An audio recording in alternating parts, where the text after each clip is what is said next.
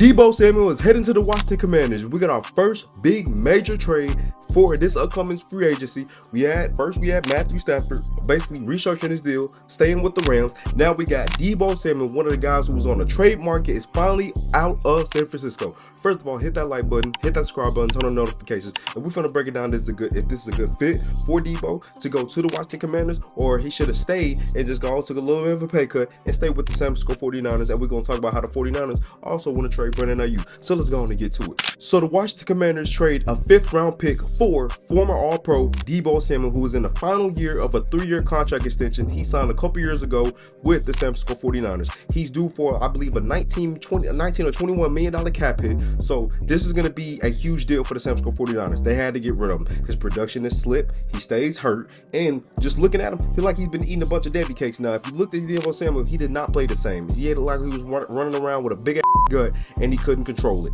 But this was a good move for the 49ers. Why? Because you got to pay Brock Purdy coming up. Then you turn around, you got to pay Fred Warner. You got to pay George Kittle. They got some guys up and coming that they do have to pay. So they had to relieve Deebo. And honestly, when you really look at it, the offense doesn't evolve around Deebo no more. When you go back to 2019, he was a rookie. He was involved in the offense just a little bit. 2020, a lot of guys was hurt. But then 2021, that was the biggest that we seen Deebo ever. He was arguably a top 10 player in all of football when you just watch him play. I'm talking about pound for pound. He was a top 10 player of all of football. He was considered a wide back. You can put him on the outside. You can put him in the slot. You can put him in the backfield. Literally, wherever you needed Deebo to be, just give the ball to him and he was going to go hit his head on the goalpost. He was going to run 60, 70, 80 yards down the field, go get a touchdown. And he was harder to bring down, but with just one guy. You had to bring down a truckload of players to go bring down Deebo Samuel. That's how elite he was. That's how great he was back in 2021. He literally ran the San Francisco 49ers all the way to the NFC Championship game.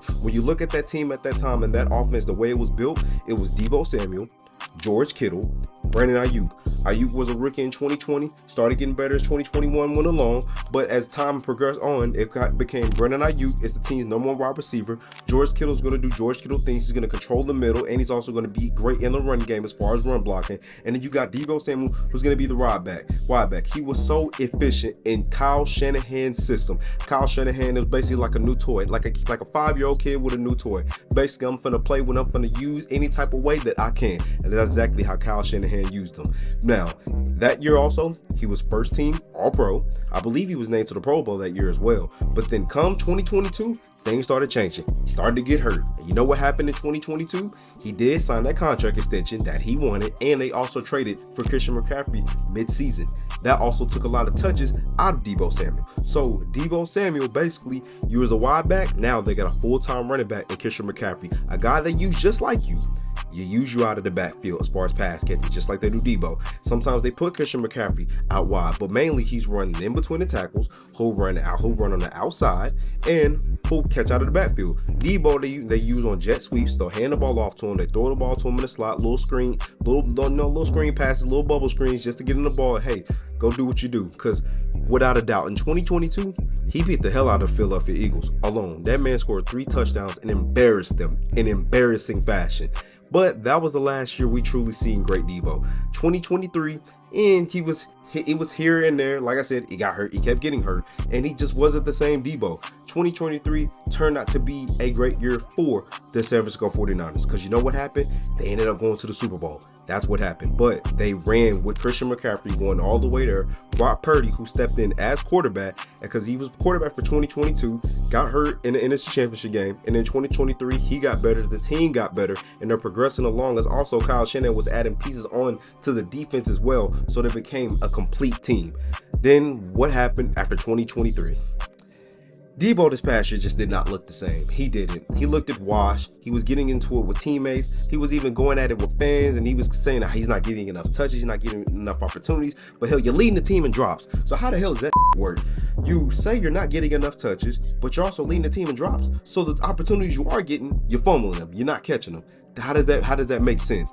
And this was your opportunity to step up, because Brandon Ayuk had tore his ACL. Christian McCaffrey was basically hurt from day one, really before the season even started. So your opportunity was to remind people, I'm still Deebo Samuel, I'm still him, I can still control this offense, I can still carry this offense. And you couldn't.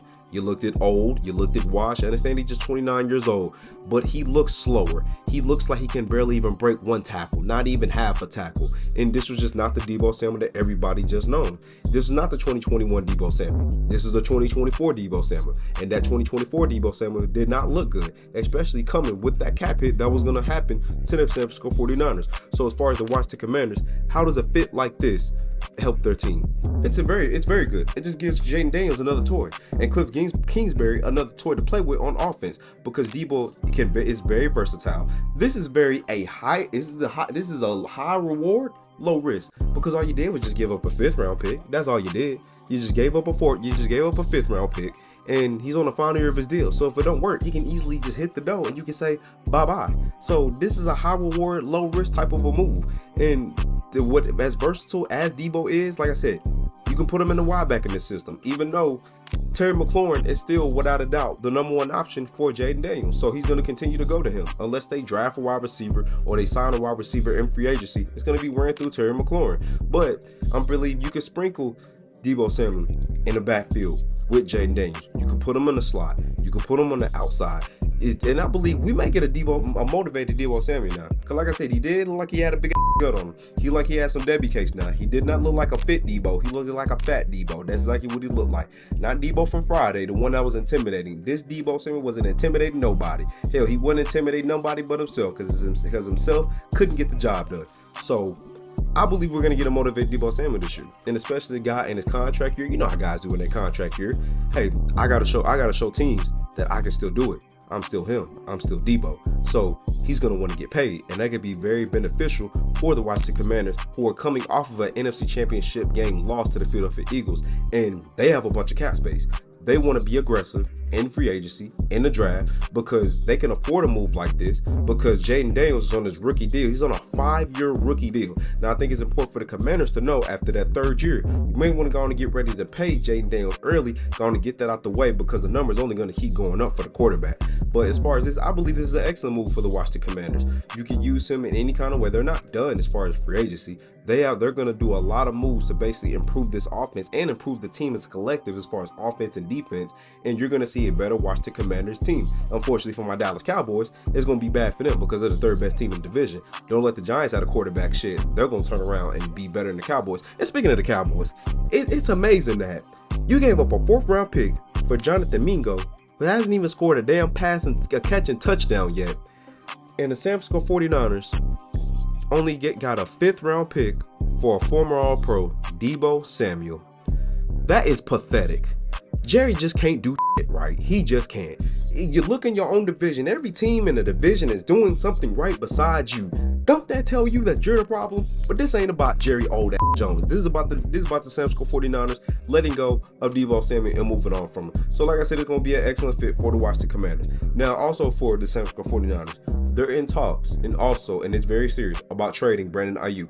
They did sign him to a contract extension just last offseason. After he was holding out, it was nothing but a mess. It was drama. He talking about going to the Steelers, and then the Patriots wanted him. He didn't want to go to New England. And I ain't gonna lie, as much as I like Brandon Ayuk, his got overpaid.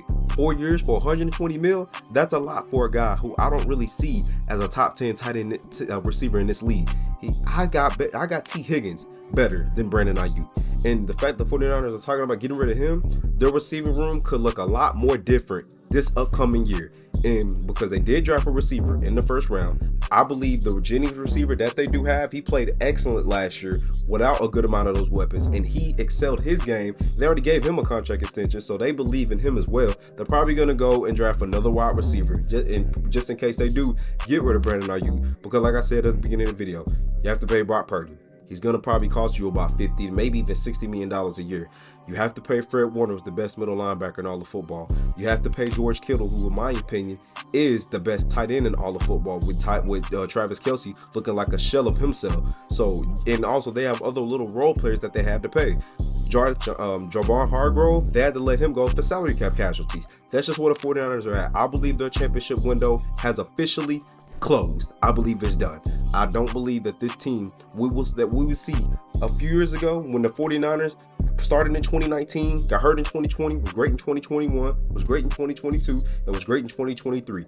I believe that window has officially closed. CMC is going to be back. They gave him a contract extension. Trent Williams, he's still going to be there. The best left tackle in the game, gave him a contract extension. But this is going to be looking like a completely different San Francisco 49ers team. And I believe the contract of Brock Purdy is going to be the end of the San Francisco 49ers. Letting go of Deebo Samuel, who's everybody known and loved from the day he walked through that door. Moving him to Washington was a good move for Washington. Like I said, high reward, low risk. And now you're talking about moving on from Brandon Ayuk. This is a major change for the San Francisco 49ers this upcoming offseason. And like I said, I believe their window has officially closed. Their championship window has officially closed. They're still going to be a great team. They're still going to be right there.